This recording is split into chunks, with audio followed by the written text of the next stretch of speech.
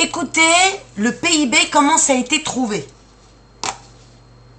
Plus global certes, mais on voit bien dans plusieurs épisodes de ce livre comment cette idéologie va pénétrer par le biais d'individualité, les arcanes du pouvoir. Et il y a un autre épisode qui est frappant, c'est celui de la règle des 3%.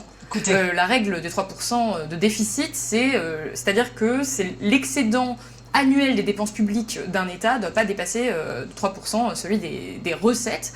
Aujourd'hui, c'est cette règle qui limite tout. La règle des 3%, on l'a entendu partout, sans parfois même trop savoir ce que c'était, mais c'est presque devenu un dogme. Mais aujourd'hui, c'est une règle dans le traité de Maastricht. Voilà, aujourd'hui, c'est carrément une règle européenne, ça vient de la France.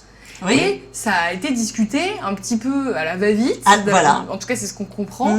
Ils ont un peu choisi un chiffre comme ça, mais vraiment sans s'appuyer sur aucune étude. Sur Ils se disent, bon, bah 3%, ça sonne bien. En gros, ok, faisons 3%. Et ça devient une règle économique presque mondiale.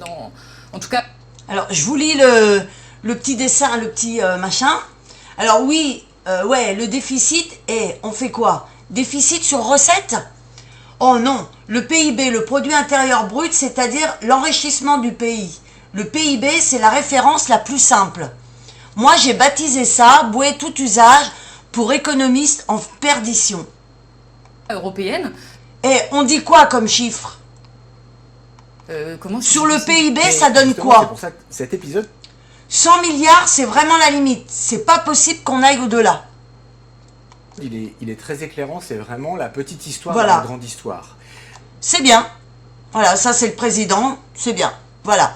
Voilà, donc vous voyez un petit peu donc le chômage, les entreprises qui ferment, les vaches actuellement qu'on tue parce qu'il y a une maladie, tout ça c'est au hasard.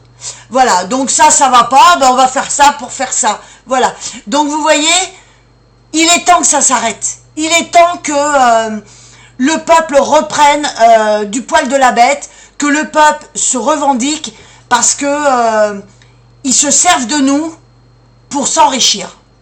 Et ça, il faut le comprendre.